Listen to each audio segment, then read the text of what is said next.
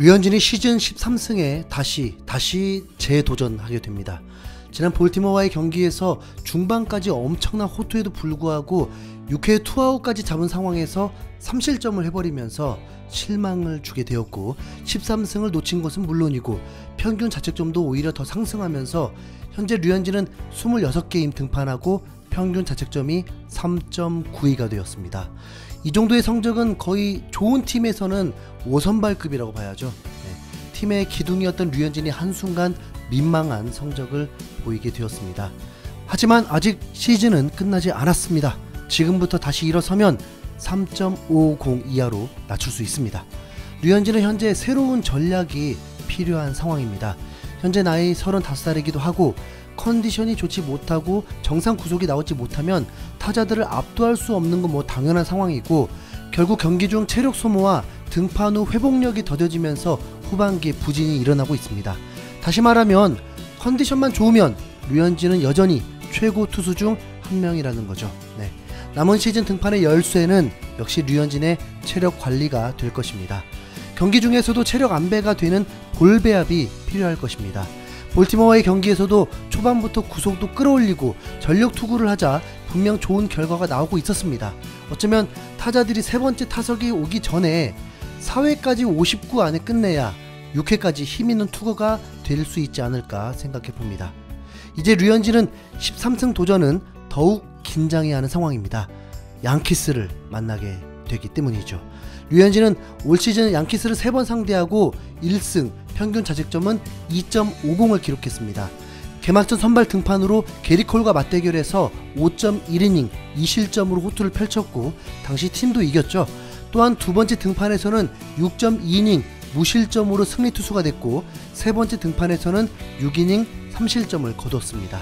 기록만으로는 류현진에게 손을 들어줄 수 있지만 후반기 류현진이 부진한 상황에서 등판이고, 양키스는 후반기에 가장 뜨거운 팀 중 한 팀이기 때문에 경기에 대한 예측조차 불가한 상황입니다.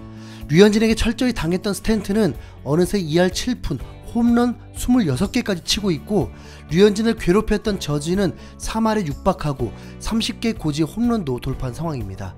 류현진에게 가장 강했던 산체스도 홈런을 20개를 치고 있습니다. 맞으면 넘어가더라고요. 나머지 타자들도 올 시즌 부진하긴 하지만 저력 있는 타자들인 건 분명한데다 후반기에 트레이드로 데려온 명성만큼은 최고의 타자인 리조와 갈로까지 있기 때문에 류현진도 긴장이 될 수밖에 없다는 것입니다. 그나마 이제 새로운 달이 시작되었고 시즌 마지막 한 달이 남게 되었습니다. 류현진은 다행히 이번 등판은 5일 쉰 등판 경기가 됩니다. 류현진은 5일 쉬었을 때 훨씬 안정된 기량을 보여줬습니다. 그래서 전문가들도 류현진의 등판일 조정이 필요하다고 입을 모았지만 몬토요 감독은 강행했고, 레이 다음 류현진 등판도 분명 리스크가 더 큼에도 불구하고 밀어붙이고 있습니다. 이번 양키스전은 토론토에게 말이 필요 없는 엄청나게 중요한 일전입니다. 결국 양키스와 보스턴 중 한 팀을 내리게 해야 토론토가 가을 야구를 할 수 있는데, 토론토는 와일드카드 경쟁이 멀어지나 싶더니 최근 4연승을 기록하면서 희망의 불씨가 살아났습니다.